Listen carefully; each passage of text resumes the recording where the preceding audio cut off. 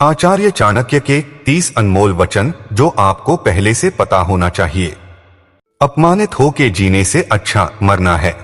मृत्यु तो बस एक क्षण का दुख देती है, लेकिन अपमान हर दिन जीवन में दुख लाता है। जब आप किसी काम की शुरुआत करें तो असफलता से मत डरें और उस काम को ना छोड़ें। जो लोग ईमानदारी से काम करते हैं वो सबसे प्रसन्न होते हैं। यदि किसी का स्वभाव अच्छा है तो उसे किसी और गुण की क्या जरूरत है। यदि आदमी के पास प्रसिद्धि है तो भला उसे और किसी श्रृंगार की क्या आवश्यकता है। अगर सांप जहरीला ना भी हो तो उसे खुद को जहरीला दिखाना चाहिए। कभी भी उनसे मित्रता मत कीजिए जो आपसे कम या ज्यादा प्रतिष्ठा के हों। ऐसी मित्रता कभी आपको खुशी नहीं देगी। सबसे बड़ा गुरु मंत्र है, कभी भी अपने राज दूसरों को मत बताएं। ये आपको बर्बाद कर देगा। वो जिसका ज्ञान बस किताबों तक सीमित है और जिसका धन दूसरों के कब्जे में है, वो जरूरत पड़ने पर ना अपना ज्ञान प्रयोग कर सकता है ना धन। सेवक को तब परखें जब वह काम ना कर रहा हो, रिश्तेदार को किसी कठिनाई में, मित्र को संकट में और पत्नी को घोर विपत्ति में। एक उत्कृष्ट बात जो शेर से सीखी जा सकती है वो ये है कि व्यक्ति जो कुछ भी करना चाहता है उसे पूरे दिल और जोरदार प्रयास के साथ करे।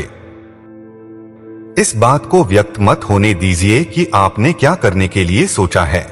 बुद्धिमानी से इसे रहस्य बनाए रखिए और इस काम को करने के लिए दृढ़ रहिए।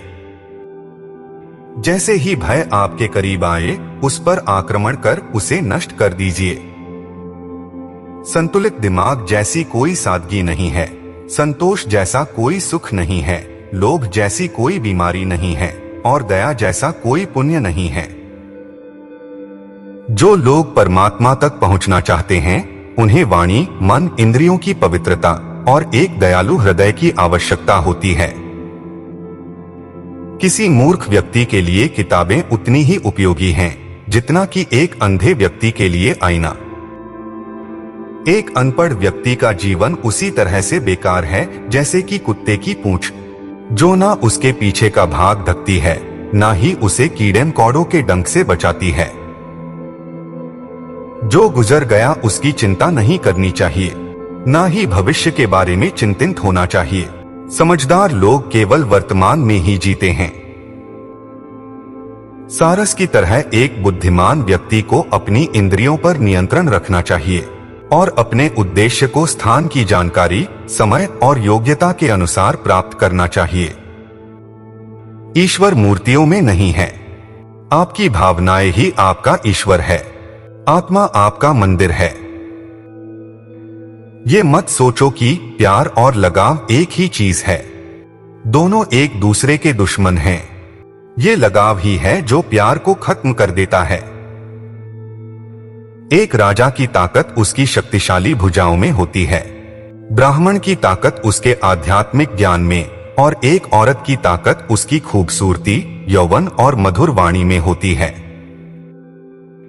फूलों की खुशबू हवा की दिशा में ही फैलती है, लेकिन एक व्यक्ति की अच्छाई चारों तरफ फैलती है। पहले 5 सालों में अपने बच्चे को बड़े प्यार से रखिए। अगले 5 साल उन्हें डांट डपट के रखिए।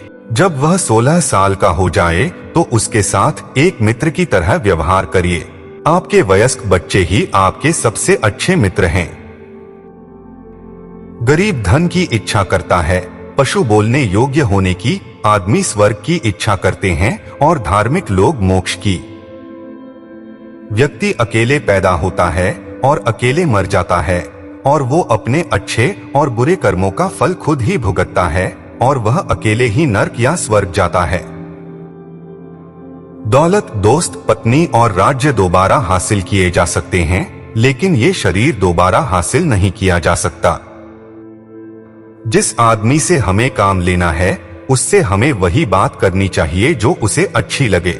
जैसे एक शिकारी हिरन का शिकार करने से पहले मधुर आवाज में गाता है। हमें भूत के बारे में पछतावा नहीं करना चाहिए, ना ही भविष्य के बारे में चिंतित होना चाहिए।